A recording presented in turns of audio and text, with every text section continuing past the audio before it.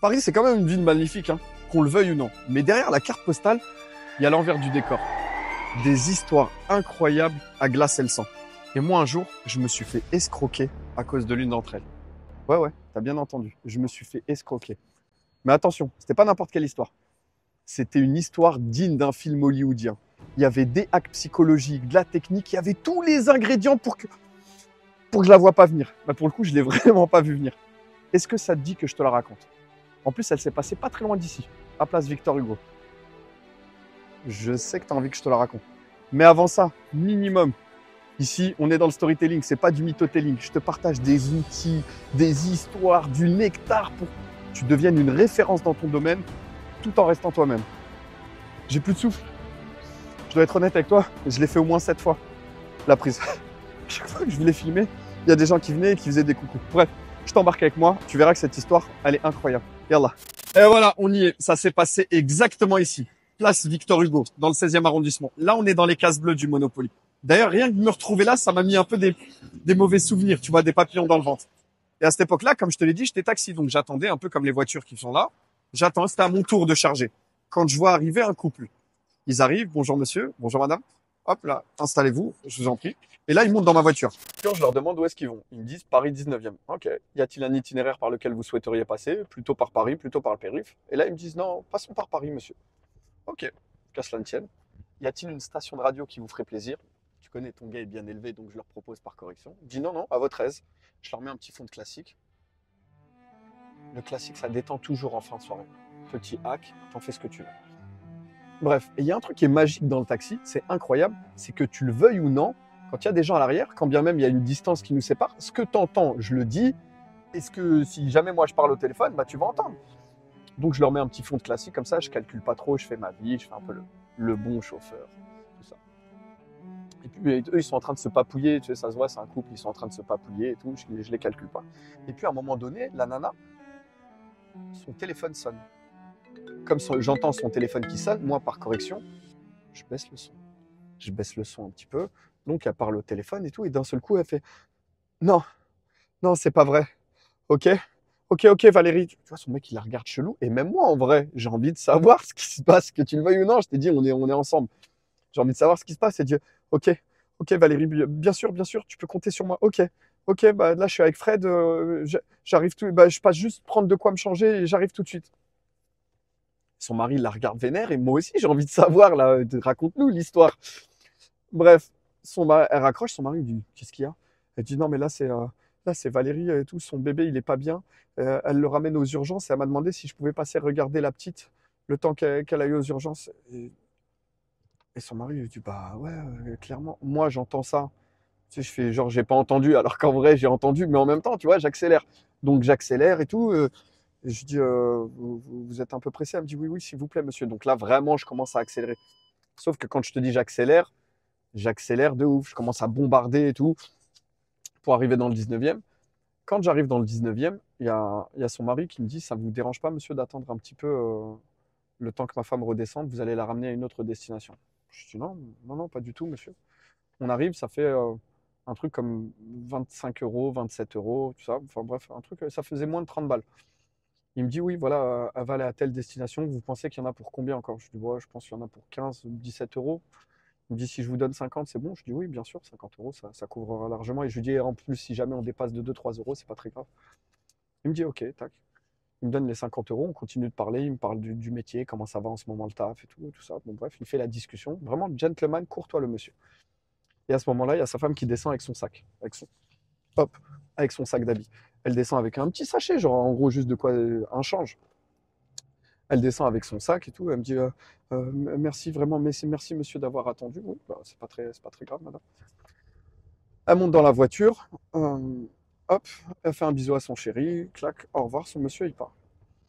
Et là, moi, ce que je fais à ce moment-là, je suis engagé, moi. Donc, qu'est-ce que je fais? Je bombarde. Valérie, il y a la petite à l'hôpital. Hop, vraiment, tu vois, je joue le jeu du mec.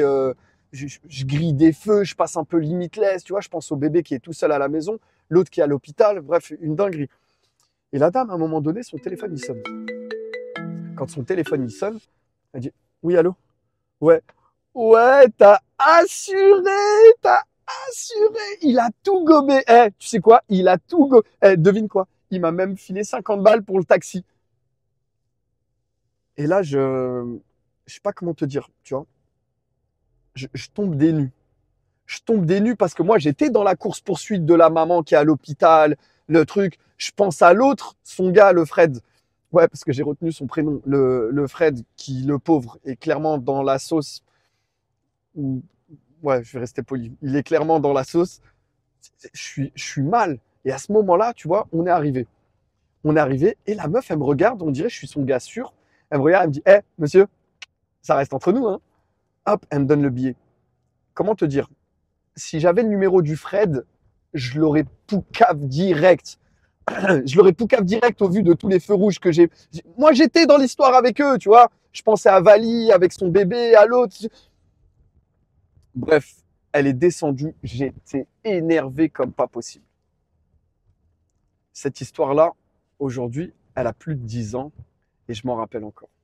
Et je m'en rappelle encore pourquoi? Parce que en vrai, si tu prends le temps de la décortiquer, elle est incroyable. Elle est incroyable pourquoi? Quels sont les leviers que la dame a utilisés? Et quels sont les leviers que... D'ailleurs, tout de suite là, dis-moi ce que tu en penses dans les commentaires. Avant d'aller plus loin, mais pause, dis-moi ce que tu penses de l'histoire, parce que là, je vais te partager les leviers psychologiques qu'elle a utilisés et comment toi, tu peux les utiliser pour ramener vers ce que tu fais. Mais mes pauses, on peut se lâcher sur elle. Ouais, clairement, on peut se lâcher sur elle. Sait-on jamais qu'un jour, elle voit le commentaire, on peut se lâcher. Maintenant, moi, je vais te partager les leviers qu'elle a utilisés. Peut-être même sans le savoir. Déjà, premièrement, on n'est pas dans du storytelling. Là, on est dans du mythotelling. Tout ce que je déteste. Je déteste les mythos. Là, c'est du mythotelling. Ça m'a rendu ouf. Et ça m'a rendu ouf, d'autant plus qu'elle m'a mis dans la sauce avec son mari. En fait, je me suis retrouvé un peu dans la peau de son mari. Je me suis dit, imagine-toi, ça m'arrive à moi, je leur ai fait confiance. Bref. La première chose qu'elle a utilisée, c'est le sentiment d'appartenance. Okay, je vous l'ai déjà dit dans une autre vidéo précédemment, mais le sentiment d'appartenance, c'est très important. On va y venir. C'est quoi le sentiment d'appartenance? Au moment où elle nous a parlé de la Valérie, elle a décidé de choisir un personnage. Valérie, il y avait un prénom avec sa petite. Je n'ai pas utilisé le prénom, mais je ne me rappelle plus, donc je ne peux pas te le dire. Mais en gros, il y a la petite Julie qui est malade. Le sentiment d'appartenance, c'est quoi? C'est que moi, quand elle a raconté ça, je me suis retrouvé dans l'histoire de la Valérie. Je me suis retrouvé dans l'histoire de la Valérie parce qu'à ce moment-là, en fait, je suis jeune papa. Je viens tout juste d'être papa et je vis quasiment exactement la même chose qu'elle. Quand je te dis je vis exactement la même chose qu'elle, bah, si tu as lu mon livre, tu le sais, à ce moment-là, j'ai ma fille qui est à l'hôpital, qui est dans... Donc moi, je me suis retrouvé dans le truc avec elle. Et comme je te l'ai dit, le sentiment d'appartenance, on est dans la pyramide de Maslow, c'est très important. Les histoires, c'est très important parce que d'une manière générale, on connecte et on s'engage avec les personnes qui nous ressemblent. Et d'une manière générale, dans la vie de tous les jours, on est tout le temps dans le sentiment. Tu vois, regarde, petite anecdote qui date de 24 heures.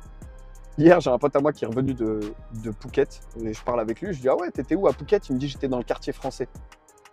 Je lui dis, frère, t'as fait 15 000 km pour aller dans le quartier français. Minimum, si je fais 15 000 km, c'est pour pas retrouver des Français, tu vois, si je vais en Thaïlande. Il me dit, ouais, mais t'as vu, c'est bien.